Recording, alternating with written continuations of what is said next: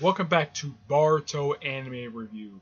This is episode number 9, reviewing the ninth episode of Boruto, Naruto Next Generations, Prove Oneself. Yeah, this episode picks up right where the last episode leaves off, where the end of the last episode was Hashi Hyuga basically activating his Byakugan and basically challenging Boruto to a sparring match, which kind of basically didn't happen this episode, since basically Hinata's sister stepped in and said, "Nah, you don't really need to do that. I'll take care of this, because you don't want to basically break your back basically doing this." And of course Boruto basically didn't want to do it at first, sparring with one of his relatives. He's like, "Okay, fine." And he puts up a pretty good fight between him and his aunt. He even uses shadow clones. Yeah, it was a pretty interesting fight. Heck, Hiwami actually did something that I have never seen her do ever in the previous anime. The 8-gram spinning trigram. The 8-palm trigram. I'm like, wow. I mean, I knew she probably knew it because it's an attack known only by the Hyuga clan members. So her using it is actually quite interesting because, one, she never used it on the original anime because a lot of times you just basically they're in the background or just basically half the time complain about Hinata, get a lot more attention than she does, even though she's supposed to be the heir to the clan.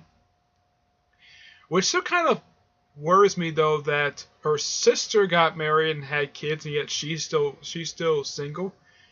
And she's still very stunning for a woman who's 25. Yeah, she's 25 years old. I kind of did the calculation of this, where she's supposed to be 5 years younger than Hinata, so that means that by the time of the film The Last, when Hinata was 18, that means Hiwambi was 13. And that means by the time of this, when Naruto is about 12, 13 years old, my guess is he's 12. That's my personal guess. It could be 13. I don't know. They don't specifically say it. So she could be either 25 or 26 years old, and of course Hinata is like 30, and of course Naruto is like 31.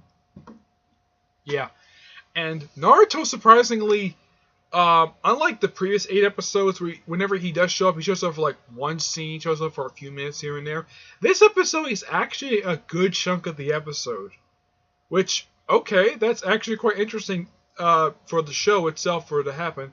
And this is actually something though that Hinata didn't go over to visit her father and sister, which kind of like, are they not on good speaking terms? I mean, it's clear from looking at the previous episode that Naruto is on good terms with them, but I don't know, maybe Hinata is not on good terms with them. I don't know. It's never really stated in the episode, but yeah, and of course Boruto still basically. There's a bit of a flashback to the previous episode when he basically was dreaming about the main of The Last, which you don't see his face, but you can tell it's him by his voice and by his appearance. Which I'm thinking though, why doesn't Boruto tell his father the fact that he met a guy who basically, which he did not know this, but basically the thing is, the guy had a thing for his mom when she was much younger. Yeah. So pretty much, it almost seems like this episode wasn't exactly a waste of time, but we did get a chance to see someone get possessed, because, well, you gotta throw that in there. And it's a character who was seen in the previous episode. Basically, it's a main actor for that movie that Boruto, Shikai, Iwambi, I think Dekai went to go see. Yeah, pretty much all of the guys went to go see this movie. And apparently he's been possessed by the shadow thing that's been roaming around since the first episode. And apparently, since the first film was completed, he apparently put on a bunch of weight. And apparently, he also keeps chocolates in his pocket, which I'm like, okay, I don't get exactly why he would do that for. What, did all the fame go to his head? I don't know. And Sadara actually helped out against this guy, which is actually the first time that this has happened. Because a lot of the time that Boruto's end up fighting against these possessed people, a lot of the time when he goes up against, usually he's by himself, or Shikai is with him too. But this is actually the first time since. This is actually one of two times. This is actually the third time this has happened, when she's actually come and help out Boruto take out the guy who's possessed. And he didn't know at first that it was him until he finally saw him, because all he saw was the shadow thing, like oh no, that shadow's back, and he went to go follow it.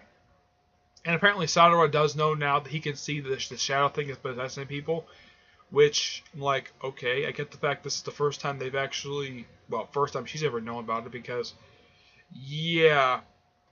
So currently, as of right now, the only people who know about the eye, who actually know the fact he can see a shadow. Now, Naruto does not know he can see the shadow thing that possesses people. So the only people who do know is Shikai, Misuke, Sadara, and that's it. Just those three people. They're the only three people who know. I mean, other people know about the eye, but people don't know he can see the dark chakra. So basically, only three people know about this. Okay. But there's one other thing I want to talk about before I end this thing. But it's a pretty good episode. They actually defeat the possessed actor. Yeah, with a lot of Shadow Clone Jutsu, which you see a couple times in the episode. And of course, I'll also mention that Sadara basically reported back to her sensei. Now, the thing is, who is her sensei? Never mentioned. Maybe in the next episode, might get a chance to say that. I don't know. There's a personal. Now, it couldn't be Shino. It couldn't be Shino because she says her sensei, because Shino's everybody's sensei. So it could have been Shino. Let's see. I'm trying to think. What was his name? The guy who's the grandson of the third Hokage. Konohamaru.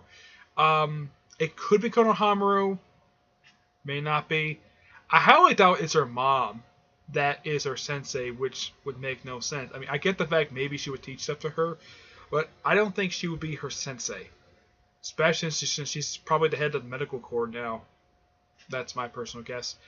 My personal theory, it could be Kurenai. She could be one. It could be Kakashi. That would be something.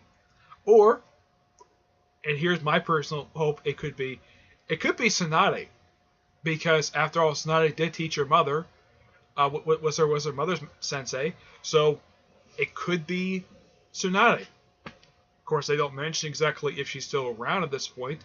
She was even in the film the Boruto film. I mean, Kakashi was for a cameo, but there's no mention of Tsunade. She could be still alive at this point. Though it's basically 12 years later, she could be in her 60s, so she still could be doing that jutsu that keeps her young. That's my personal theory. But aside from that, the only thing I want to talk about is basically Naruto visiting the Hyuga compound, which in the canon episodes of both Naruto and Naruto Shippuden, he never visited the place in the canon episodes. Nope, he never visited the place. The only time he ever visited the Hyuga compound was in filler. And that was 3 times. They did this in the episode, in at least one episode of Naruto during the filler arc, when they were looking for that bug to go look for Sasuke. Let's see. There was an arc basically during the 4th Great Ninja War when he visited the place, and it was basically about Neji basically helping him out with her eyes so he could temporarily went blind. And this was actually not long after Tsunade had just arrived in the village, and they were about the flag worship, and Hinata basically was invited to it. Yeah, and basically Naruto visited Hinata, basically came through her bedroom window. Yeah, that was 2nd time. Though chronologically, that wasn't the first time he visited the compound. The first time chronologically was one of those flashback episodes. Was in that childhood episodes they did for the first 6 episodes of the final season of Naruto Shippuden, which that's the first chronological time he has ever visited the place. Then, of course, is that episode in Shippuden, which is set during the original Naruto show when Tsunade came to the village. There's that, and then of course there was the episode in that filler arc, I believe in season 4, I believe it was, one with the whole bug thing. But yeah, he's only visited the place 3 times. This is actually the 4th time chronologically he's ever visited the compound. though it's not mentioned exactly. Now, here's something also I should point out, though. Aside from the final episode of Naruto Shippuden, Naruto himself has never shared any screen time with either Hinata's father or sister. Yeah, he has never shared any screen time with them at all. Well, actually, he did share screen time with Hiwabi, uh, Hinobi, Hinata's sister. He did it in the last, but in the main show itself, they never met. Not at all.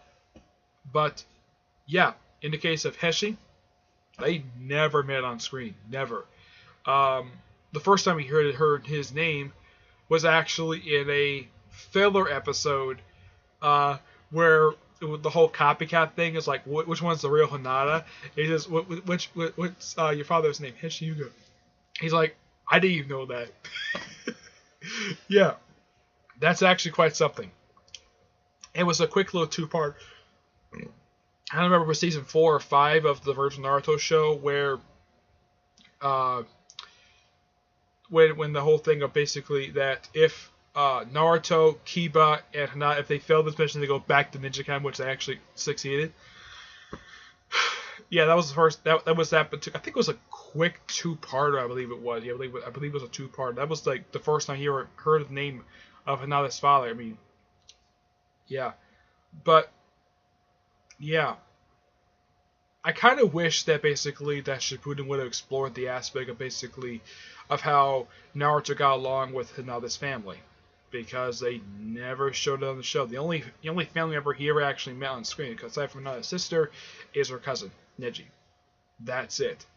He never shared any screen time with Hinata's father, despite the fact he was kind of near Naruto when Neji died. During that battle, I believe it was during season 17, I believe it was. Yeah, 17. He was near Naruto, but he never actually spoke to him, never shared any screen time with him at all. But yeah, there's been head-scratching moments in here if you watch both Naruto and Naruto Shippuden. It's like, when in the world did they actually meet? Because in the final episode of Shippuden, they actually kind of know each other because it was set basically just before Naruto and Hinata's wedding. But there could be more aspects they could explore before Shippuden had to end just to make room for Boruto, but who knows.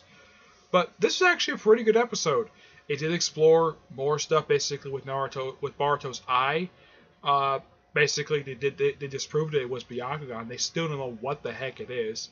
And of course, they had to throw in the shuttle thing because, well, why not? It wasn't present in the last episode, so I guess they probably figured, oh, why not throw it in this episode? The next episode looks like it's a ghost investigation. Looks like they're going to investigate the shuttle next episode. Yeah, so the whole thing with the eye got a little bit of regression this episode, but at least they disproved that it was Byakugan. It was not Byakugan. That's what it is. No one knows. Not yet. So, that's it for this episode. Stay tuned for next week for episode 10 for Ghost Investigation.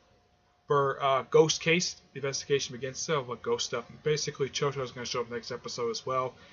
Along with Shikahamaru, who's going to return for the first time in about, I'd say, 2 episodes, as we last see. Yeah. Hopefully, have more of the friends show up of Naruto. More of Boruto's friends show up besides Sadara.